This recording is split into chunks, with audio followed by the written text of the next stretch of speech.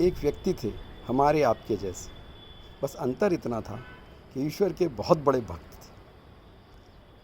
जब भी इतने बड़े भक्त थे कि जब भी वो ईश्वर को याद करते थे, बुलाते थे, तो ईश्वर साक्षात दर्शन देता था। अब उन्होंने एक चीज़ सोची कि ईश्वर हमेशा आते हैं और मुझसे सेवा नहीं लेते, तो वो हमेशा ईश्वर जब भी आते बुलाते तो उनसे कहते कि ईश्वर हमें कोई सेवा का मौका दीजिए प्रभु, कोई सेवा का मौका दीजिए प्रभु। ईश्वर कहते कि भाई मेरे पास सब कुछ है, मुझे क्या आवश्यकता है, लेकिन वो कहते बार बार। एक बार वो वन में बैठे साधना कर रहे, ईश्वर को बुलाया, ईश्वर आ गए। उन्होंने कहा कि प्रभु कोई सेवा का मौका दीजिए। भगवान बोले उस दिन कि ऐसा करो, तो मैं प्यासा हूँ, आज मुझे प्यास लगी है, तो मुझे पानी पिलवा दो। पास के गांव में भक्तराज चले गए गिलास लेकर के। पहला द्वार मिला, उसको खड़खड़ाया। अंदर से एक सुंदर सी कन्या निकली। बोले उस कन्या से बोले भक्त कि देवी एक गिलास पानी मिलेगा? कन्या ने कहा हाँ बिल्कुल। लाई गिलास लेकर वो अंदर चली गई। काफ़ी देर आई नहीं। फिर उन्होंने कहा कि देवी पानी हमें दे दीजिए।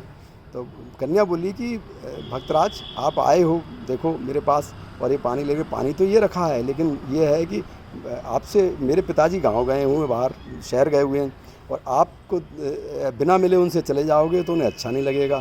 तो कम से कम आप अंदर आ जाइए और ये पानी ले जाइए और थोड़ी देर बैठिए, मेरे पिताजी आ जाते हैं, मिल के उनसे चले जाना। भक्त ने सोचा चलिए मिल लेते हैं। अंदर आ ही गए, बैठ गए, बात अब बैठे रहे।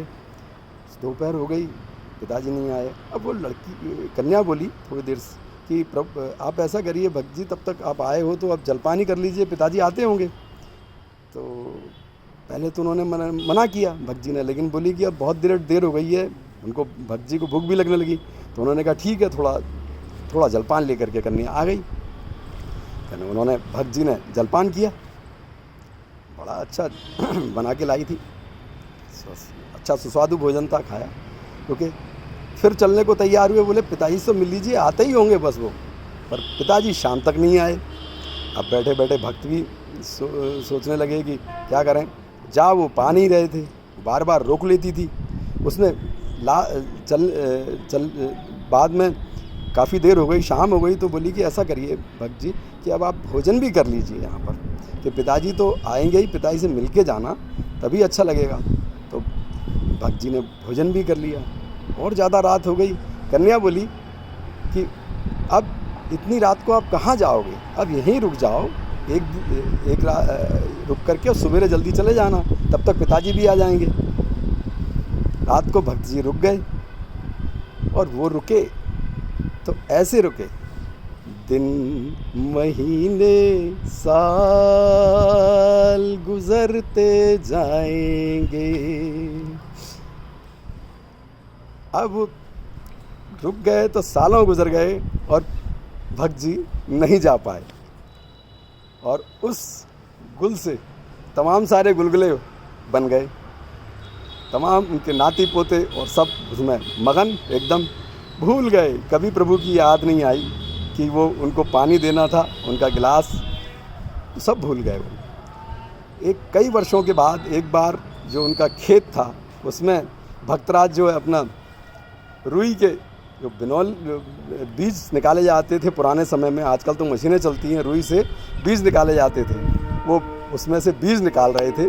बिनौले जिसे कहते हैं ओटना, कपास ओटना, तो वो निकाल रहे थे। इतने में उधर से भगवान निकले, ईश्वर आए। ईश्वर को उन्होंने देखा। ईश्वर ने उनसे कहा क्यों, मैंने तो तुमको जो है पानी लाने को भेजा था, मैं प्यासा हूँ और तुम पानी लेके नहीं आए अभी तक। भक्त चुप रह गए। लेकिन तभी से एक कहावत चली, आए थे हरि भजन को, ओटन लगे कपास।